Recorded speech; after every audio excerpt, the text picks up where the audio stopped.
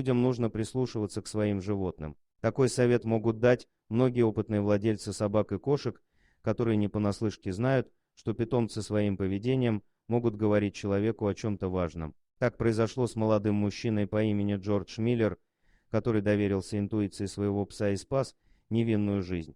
Джордж не имел семьи и жил один в большом городе, вдали от родных и близких. Ему часто бывало одиноко, а потому он решил завести себе мохнатого друга-пса, которого он назвал Кросби. Пес имел легкий и веселый характер, а потому с удовольствием играл с Джорджем и стал ему постоянным спутником. Больше 8 лет он прожил у Миллера и успел сдружиться с соседскими животными, котом и собакой. Они часто гуляли и играли вместе, но неожиданно все оборвалось. Один за другим ушли из жизни соседские кот и пес, а Кросби стал грустить по своим друзьям. Однажды Миллер вернулся домой и застал собаку, смотрящей на стену. Пес не отрывал взгляда, чем озадачил хозяина. Ночью, встав за водой, Джордж обнаружил пса снова гипнотизирующим стену. Так продолжалось несколько дней, и мужчина решил проверить, в чем дело. Уходя на работу, он установил камеру, чтобы посмотреть, как ведет себя Кросби днем. Просматривая запись, Миллер заметил, что собака сидит возле стены лишь когда хозяин дома,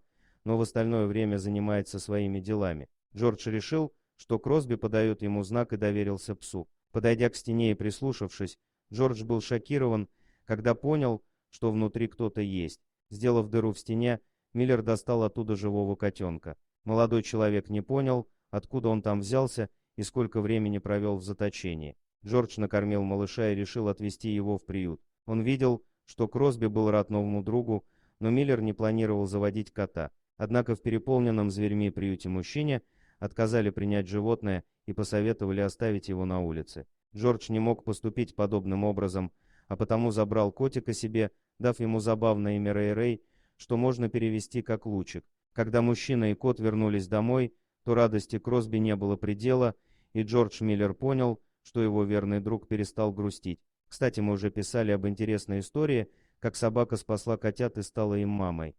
Спасибо за просмотр, подписывайтесь на канал, где вы найдете еще много интересного, а также ставьте лайки и пишите комментарии, что думаете по поводу этой истории.